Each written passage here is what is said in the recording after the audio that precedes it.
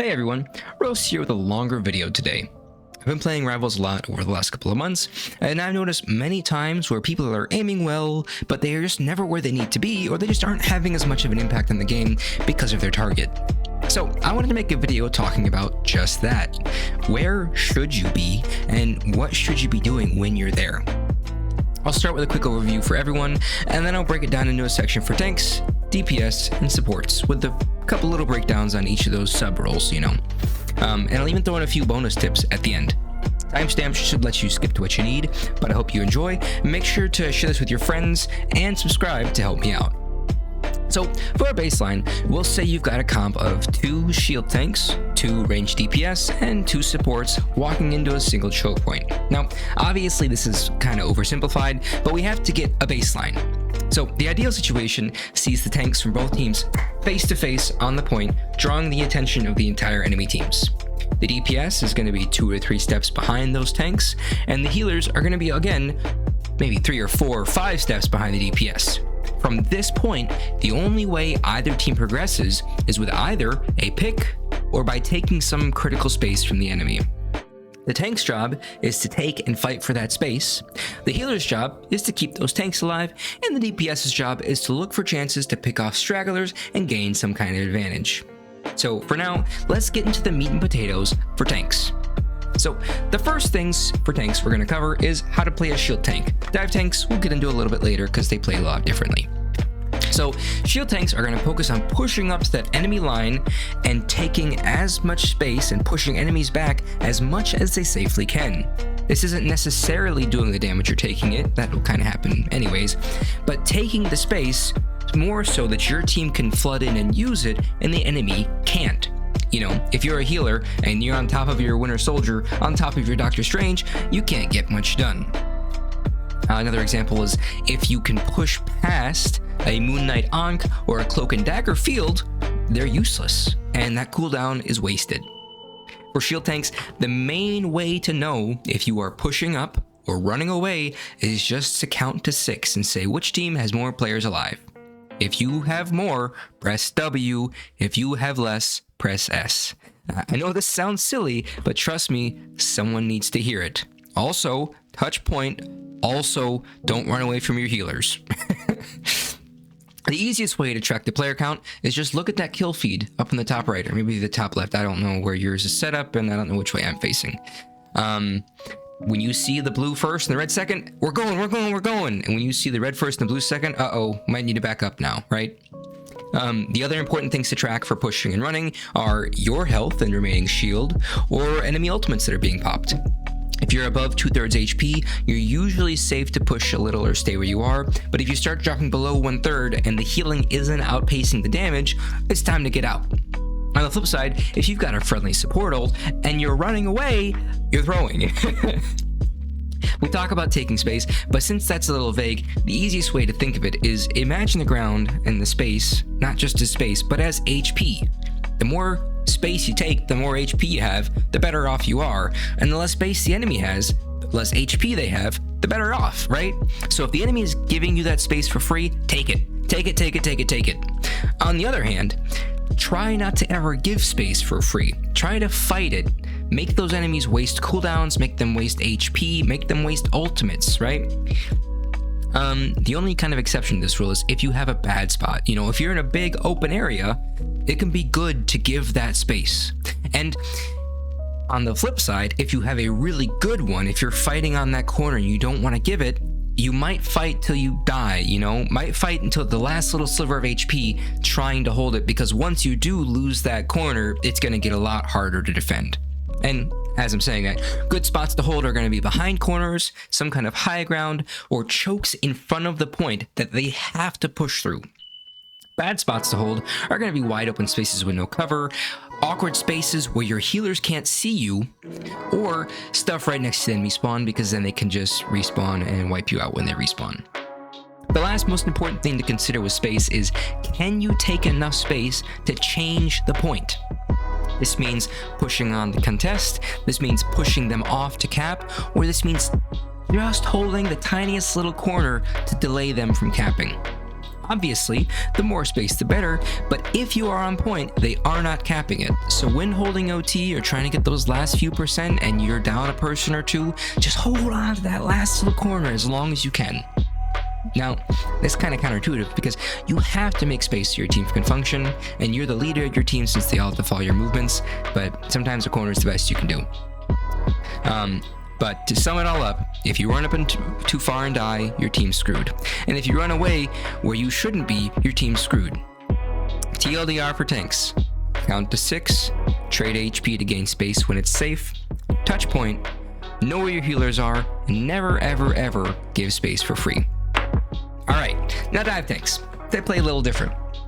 Dive tanks' main job is to just fly over that line that the shield tanks are fighting over and disrupt the enemy healers and the DPS, with the idea being, if both their healers and their DPS are fighting you, the dive tank, in a 1v3, your team gets a 5 versus 3, which should turn into a pick and a 1 fight if you've managed not to die in the backline.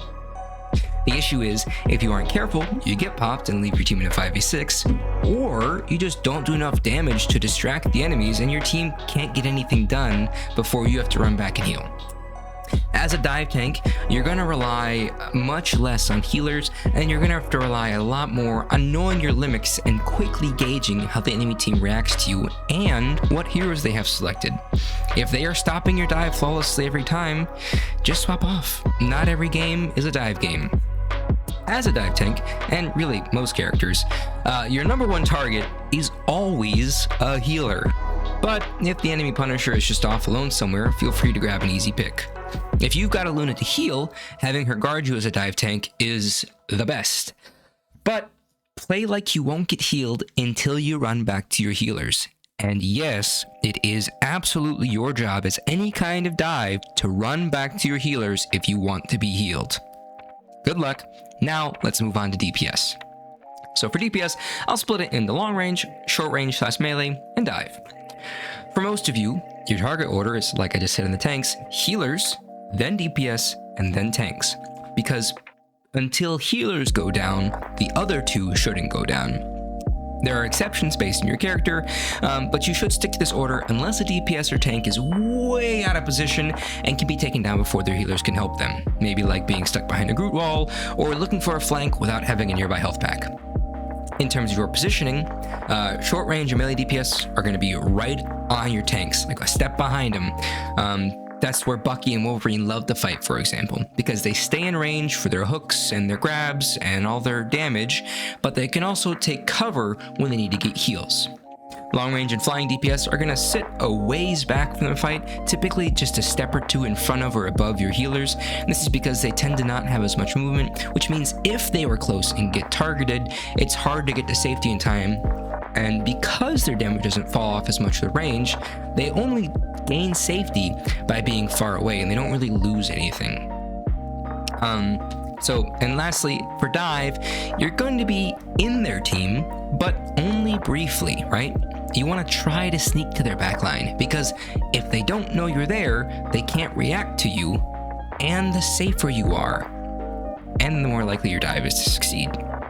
Once you get your pick or do your damage, get out. Do not stick around. Leave. You got the healer, you're Spider-Man, get out. Go chill out for 3 seconds, wait for them to get distracted again, and then go in and pick off their DPS, right? When your cooldowns are spent and you have no ability left is when they can pick you off and even it out. So don't still be near them or in danger when that happens. Now, finally, we've got healers. Your job, above all else, is not to keep tanks alive. That's second. Because number 1 is to keep you alive. Because the second you go down, everyone else will instantly follow. Ideally, you are standing near the other healers so they can help you with dive, and close-ish to your ranged DPS for the same reason.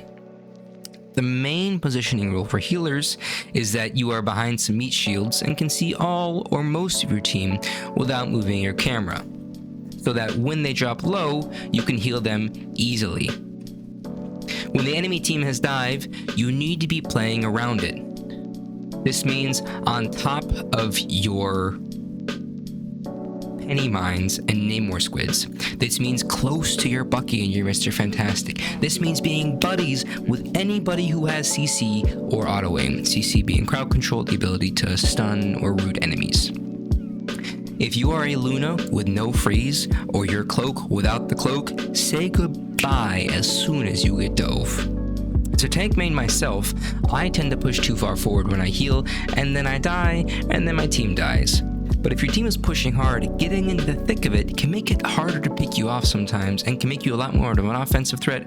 Just be careful, as you are very squishy and very important. With all that out of the way, let's get on to a couple of bonus tips for climbing and just general gameplay. The first one is gauge ultimate charge. Think about, do I have ultimate? Does the enemy DPS have ultimate? Do the healers have ultimate? And the easy way to do this is to hold tab, or on controller, I would imagine it's your select button, and look at your team's ultimates. If your DPS has ultimates, theirs probably does too, or is very close.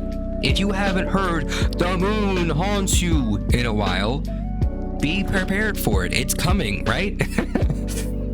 Number 2, still on ultimates, try and make sure you are countering theirs, i.e. your support ulting when the enemy support ults or when the moon haunts you, and DPS and tanks are trying to save your ult for after the enemy supports have burnt theirs, or sometimes to counter, Cloak versus Magneto type stuff. And the last thing for ults is watch enemy movement. If Moon Knight starts running towards you with his arm up like this, or the Iron Man who's been blasting you from 7 miles away for the entire match is suddenly you hear him flying around behind your team, they are looking to ult, stop them, or run for your life. Either one, really. Alright, number 4, cooldowns. You should basically never have all your abilities available to use or off cooldown, because this means you're missing out on healing or damage. You may want to save 1 or 2 for threats, like Cloak Bubble or the Cloak, but if you have all your abilities all the time, you're probably selling. Number 5, you will have bad games. We all do. If you got the DPS role you wanted, but you're 0-7 at half, ask to swap. Or if someone on your team asks to swap, just try it. Swap out with them. It's not personal. It's not them attacking you. It's not you being a terrible human being. We all just want to win, and sometimes we have bad games. And to add to it, statistically, you are only the best player on your team 17% of the time. That's 1 in 6 games. In 1 out of 6 games, you're going to be the best on your role. In 5 out of 6 games, most of the time, someone else is better than you, and it's not personal. Let's just win, right? Let's just win. 6, speaking of swapping, if your team is getting smashed by dive or triple tank or some specific character or comp, just counter it. I main Bucky DPS and Strange Tank, but if they have a Spidey and a Namor, if they have a Spidey and a Black Panther diving my backline, I just swap to Namor or Penny and let the Squids and the Mines do the work. If they lock in triple tank, I go Wolverine and I delete them. And tip number 7, finally, shoot the Aunt and the Spider Nest. Thanks for watching. I'll catch you guys in the next one. Keep it beefy. Hello there.